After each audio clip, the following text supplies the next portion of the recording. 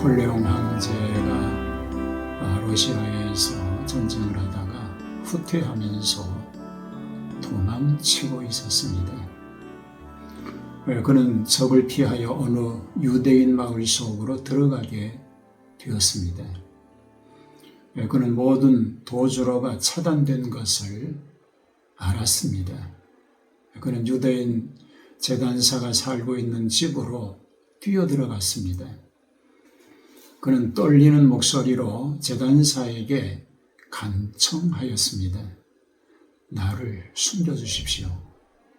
러시아인들이 나를 찾으면 죽일 것입니다. 키가 작달 만한 제단사는 자기에게 숨겨달라고 하는 낯선 사람이 누구인지 몰랐습니다. 그러나 동정심 때문에 감동받았습니다. 그래서 그는 황제에게 말했습니다. 매트리스 아래로 들어가 가만히 누워 계세요. 나폴레옹은 매트리스 아래로 들어갔습니다.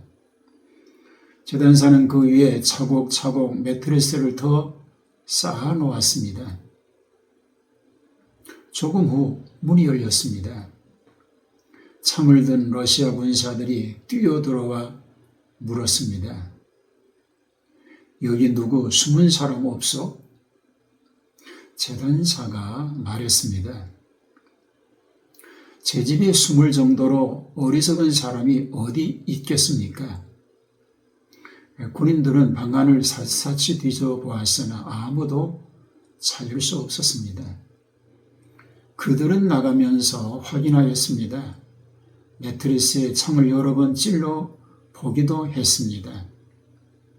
그러나 나폴레옹을 찾지 못하였습니다. 적군이 나가자 나폴레옹은 깃털 매트리스 뭉치에서 기어 나왔습니다. 나폴레옹은 죽은 사람처럼 얼굴이 창백해져 있었습니다. 온 몸에는 땀이 흘러내리고 있었습니다. 그는 제단사를 돌아보면서 말했습니다. 내 사랑하는 친구여, 나는 당신에게 내가 나폴레옹 황제라는 사실을 알려주고 싶소.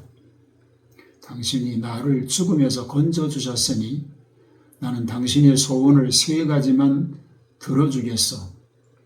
당신이 어떤 것을 부탁해도 좋소. 제단사는 한참 생각하더니 말했습니다. 폐하, 제 집 지붕이 지난 2년 동안 새고 있습니다. 지붕을 고칠 돈이 없습니다. 부탁합니다. 지붕을 고쳐주시기를 바랍니다. 이 말을 들은 나폴레옹은 참지 못하며 소리를 질렀습니다. 멍청한 놈이구나. 황제인 나에게 겨우 그런 부탁이냐? 어쨌든 약속이니 지붕을 고쳐주리라. 그러면 2번째 소원을 말해라. 이번에는 좀 큰 소원을 말해보거라. 제단사는 머리를 긁적거렸습니다. 그는 정말 난감하다는 표정이었습니다. 조금 생각하더니 그는 갑자기 얼굴이 환해지면서 말했습니다. 폐하, 몇 달 전에 길 건너편에 다른 제단사가 가게를 열고 성업 중입니다. 제 가게보다 잘 되고 있습니다. 수고스러우겠지만 폐하께서 그에게 다른 장소를 알아보라고 부탁해 주시지 않겠습니까? 이 말을 들은 나폴레옹은 경멸적인 어투로 말했습니다. 바보 같은 사람이구나. 그리고 나폴레옹이 말했습니다. 그러나 좋다. 내 생명의 은인이여. 당신의 경쟁자가 멀리 가도록 내가 조치할 것이다. 자, 그러면 이제 마지막 청이 남아있으니 말해보아라. 마지막 호의니까 신중하게 대답해보아라. 제단사는 이맛살을 찌푸리며 생각하고 또 생각하였습니다. 그리고는 갑자기 개구장이 같은 모습으로 물었습니다. 황제폐하, 죄송하지만 저는 러시아 군사들이 매트리스를 창으로 찌를 때 어떤 느낌이었는지 알고 싶습니다. 나폴레옹은 화가 나서 소리를 지르며 말했습니다. 바보 같은 놈이구나. 어찌 감히 황제에게 그런 질문을 할 수 있단 말인가. 나는 당신의 그 무례한 질문 때문에 날이 밝으면 총살을 시킬 것이다.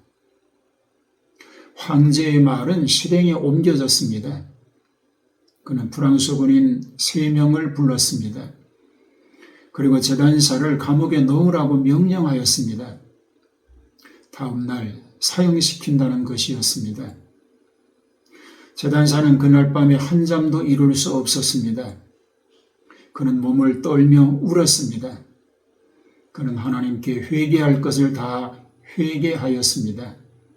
기도도 하였습니다. 하나님과도 화해하였습니다. 새벽이 되었습니다. 그는 갑자기 끌려나와 나무에 묶였습니다. 사수들이 그의 맞은편에 도열하여 그에게 총을 겨누었습니다. 그 바로 앞에는 손에 시계를 찬 장교가 발사 명령을 내리기 위해 기다리며 서 있었습니다. 그는 손을 들고 세기 시작했습니다. 하나, 둘. 그러나 그가 채 셋을 세기 전이었습니다. 황제의 부관이 말을 타고 뛰어오면서 외쳤습니다. 멈추어라, 쏘지 마라. 부관은 제단사에게로 다가가 말했습니다. 황제 폐하께서 당신에게 특사를 베푸셨습니다. 그분은 또한 당신에게 이 쪽지를 전하라고 부탁하셨습니다. 제단사는 큰 한숨을 내쉬고는 쪽지를 읽기 시작했습니다. 나폴레옹은 다음과 같이 써 놓았습니다.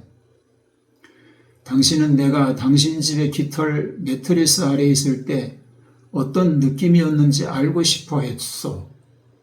이것이 3번째 소원이었지요.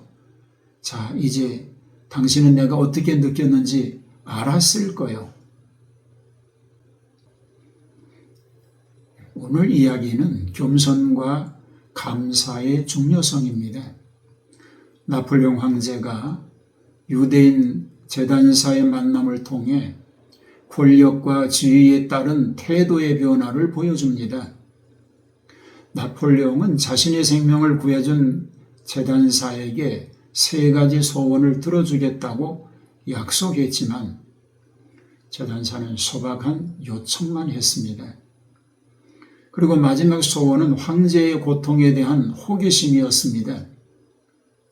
이 이야기는 우리가 겸손을 잃지 않고 주변 사람들에게 감사하는 마음을 가져야 한다는 것을 일깨워 줍니다. 제단사는 황제의 권력에 굴복하지 않고 자신의 소원을 소중히 여겼습니다.